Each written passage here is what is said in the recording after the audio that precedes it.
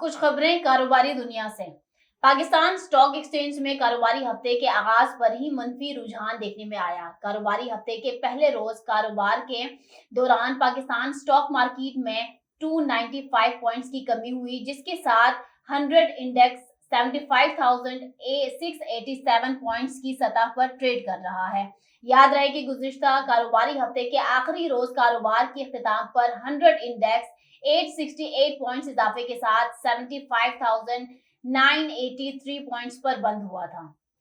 State bank of Pakistan के जारी करदा एदाद-ओ-शुमार के मुताबिक पाकिस्तान में बराह रास्त गैर मुल्की सरमायाकारी अप्रैल 2024 में 13 करोड़ 19 लाख डॉलर से बढ़कर 35 करोड़ 88 लाख डॉलर हो गई है, जो 172% इजाफा है।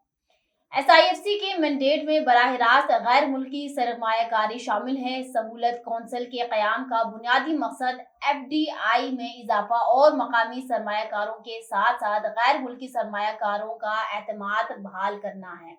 मरकजी बैंक के एदाद-ओ-शुमार के मुताबिक गुज़िश्ता 51 माह में ये सबसे बड़ी बराह रास्त गैर मुल्की सरमायाकारी है। माहाना बुनियादों पर किए गए मवाज़ने की बुनियाद पर FDI में 39% इजाफा हुआ है।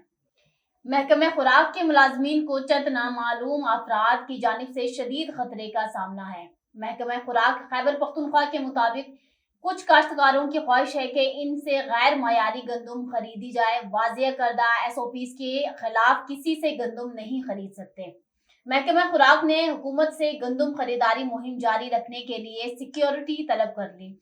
हुकाम महकमा खुराक के मुताबिक चंद अनासिर गंदुम की खरीदारी मुहिम बंद करवाना चाहते हैं। सिक्योरिटी न होने की वजह से DI खान और एबटाबाद में गोदामों पर मकामी लोगों ने मुतअद्दिद बार हमले किए। सिक्योरिटी न होने से अफसरान गोदामों की चेकिंग तक नहीं कर सकते। हुकाम के मुताबिक महकमा खुराक के दूसरे दफातर तो दूर, पेशावर के मरकजी दफ्तर पर भी सिक्योरिटी नहीं। कई बार महकमा दाखिला और पुलिस को खत लिखा गया है, अब तक सिक्योरिटी फराहम नहीं की जा सकी।